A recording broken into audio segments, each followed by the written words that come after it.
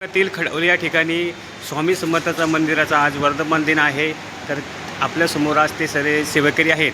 तर त्यांच्याकडून आपण मंदिराची व वर्धमान दिनाची माहिती घेऊया. महाराज, किती वर्षापासून हा कार्यक्रम करता? हा गेली 30 वर्ष आम्ही हा कार्यक्रम करतो. 1997 साली मंदिरात मूर्तीची प्राणप्रतिष्ठा केली. तेव्हापासून हा कार्यक्रम सातत्याने चालू आहे. दिवसेंदिवस वृद्धी होत आहे. जवळ 3 दिवसाचा हा कार्यक्रम असतो. प्रगट दिनाच्या दिवशी सकाळच्या वेळी कीर्तन वगैरे कार्यक्रम असतात, भजनं चालू असतात, 2 वेळचा भंडारा असतो. नंतर दुसऱ्या दिवशी होम हवन, दत्तयाग, स्वामी याग अशा प्रकारचे हवन होतात. त्या दिवशी 2 वेळा भंडारा असतो. आणि तिसऱ्या दिवशी भजन मंडळी, तसेच कोणाचं व्याख्यान आणि मुख्य म्हणजे पालखी सोहळा. जे सर्व भक्तगण आनंदाने ज्याची वाट बघत असतात, तो पालखी सोहळा हा तिसऱ्या दिवशी संध्याकाळी चालू होतो. तो थोड्या वेळाने पालखीला सुरुवात होईल. अशा तऱ्हेने आमचा कार्यक्रम असतो. साधारण 3 दिवसामध्ये 6,000 ते 7,000 माणसं महाप्रसाद घेऊन जातात. खूप भक्तगण लांबून येतात. बाहेरून टिटवाळा, मुंबई, दादर सगळीकडून येतात. कर्जत, कसारा इकडून सगळीकडून भक्तमंडळी येतात आणि इथे आपली सेवा करतात.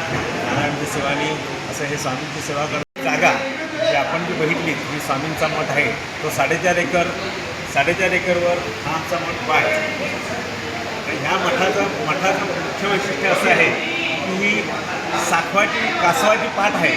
कासवाच्या पाठीवर हा मठ उभा आहे. आणि मठ जेव्हा झाला त्यावेळी आमचे ज्यांनी मोठा बांधला ते पप्पा आगलवे हे त्यांच्या गुरूंना घेऊन इथे आले होते. आणि त्या गुरूंनी त्यांना सांगितलं, तेव्हा ओसाड रान होतं, काहीही इथे नव्हतं. एक आंब्याचं झाड होतं, त्या झाडावर कावळे बसले होते. तर पप्पा आमचे त्या महाराजांना घेऊन आले त्यांच्या गुरूंना. आणि गुरूंनी सांगितलं, बघ तुझ्या मनात आहे ना, मी ही इडली टाकतोय, ही इडली जर ह्या समोरच्या मधल्या कावळ्यांना जर मिळाली तर तुझं काम साफल्य होईल, तुझ्या मनात जे आहे ते इथे घडेल. आणि त्याप्रमाणे त्यांनी इडली फेकली. इडली टाकल्यानंतर त्याच कावळ्यांनी बरोबर इडली जमिनीवर न लागू देता ती वर उचलली आणि घेतली. त्यामुळे त्यांना प्रतीती आली. तेव्हा गुरुंनी त्यांना सांगितलं की तुझ्या जे मनात आहे ते इथे होईल आणि चिरंतर कालपर्यंत हे स्वामी मंदिर व्यवस्थित पूजा अर्चा सगळं व्यवस्थित होत राहील असं त्यांनी सांगितलं. तर त्याप्रमाणे आज 30-35 वर्ष झालेली आहेत. ते व्यवस्थित सगळं कार्यक्रम चालू आहेत. भक्तमंडळी येत आहेत. लांबून भक्तमंडळी येतात, आपली सेवा करतात, निघून जातात. दर गुरुवारी येथे महाप्रसाद असतो. दर गुरुवारी 7:30ला आरती चालू होते.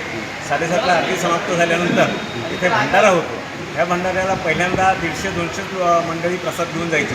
पण आता इतकं ते प्रसिद्धी आणि इतके हे झालेले आहे की जवळजवळ 600 ते 700 पान दर गुरुवारी भोजन होतं. रात्री जवळजवळ 11 वाजता सर्व सांगत होईपर्यंत. पण सगळे प्रसन्न मनाने आपल्या घरी महाप्रसाद घेऊन जातात. दर गुरुवारी उपक्रम असतो. तसेच आमच्या मठामध्ये कायमस्वरूपी गुरुपौर्णिमा, श्रावणामधील याग, नंतर नवरात्रामध्ये स्वामींचे नवरात्र इथे आम्ही बसवतो. तर नवरात्रात ललिता पंचमीचा कुंकुमार्जनाचा कार्यक्रम बायकांचा मोठा असतो. 3 दिवसाचा उत्सव असतो. स्वामी पुण्यतिथी असे अनेक नानाविध शंकर महाराजांची जयंती असे नानाविध उपक्रम आमच्या मठामध्ये केले जातात. आणि भक्तगण मोठ्या उत्साहाने येतात आणि महाप्रसाद घेऊन तृप्त होऊन जातात. स्वामींचा आशीर्वाद सदैव त्यांच्या पाठीशी असतो.